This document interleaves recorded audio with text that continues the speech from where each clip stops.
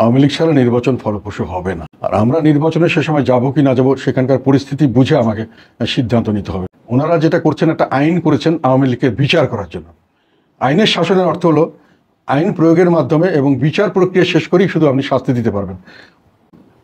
আইন করেছেন বিচার করুন, বিচার করার পরে কিন্তু শাস্তি দিতে পারবেন।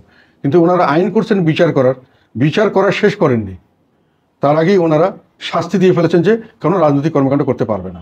আবার ওইটাকে কার্যকর করেছেন, মানে ফাঁসির আদেশ দেওয়ার পরে কার্যকর করেছেন যে ওনাদেরকে ইলেকশনও করতে দেবেন না। তাহলে তো আপনি শাস্তি আগেই দিয়ে ফেলছেন, শাস্তি কার্যকরও করে ফেলছেন। তাহলে আপনি বিচারের নামে প্রহসন করছেন, মানে আপনি তাকে দোষী সাব্যস্ত করবেন বলে ঠিক করেছেন। আমি তর্কের খাতিরে বলছি, কথার কথায় যে এটা বিচার হতে চলতে চলতে 20 বছর হয়ে গেল, 15 বছর, 20 বছর। তখন দেখা গেল যে 20 বছর পরে কোর্ট বললো যে না, আওয়ামী লীগের নিষিদ্ধ করা ঠিক হয়নি। তখন কি আপনি তাকে আবার রিভেল্ট করতে পারবেন? সে তো তাদের 20 বছরে তো সে হারিয়ে যাবে, কারণ তাকে নির্বাচন করতে দিচ্ছেন না, তাকে রাজনৈতিক কর্মকাণ্ড কীভাবে টিকবে? তাহলে আপনি আইনের শাসন হলো বিচার করে শাস্তি দিবেন, আপনি শাস্তি দিয়ে বিচার করছেন। এটা তো আইনের শাসন হলো না, এটা আইনের অপপ্রয়োগ হলো। এবং যেটা সবচেয়ে খারাপ যেটা করেছেন উনি, আরেকটা জিনিস, সেটা হলো নির্বাচন কমিশন কোনো রাজনৈতিক দলকে সাময়িক স্থগিত করতে পারেন না।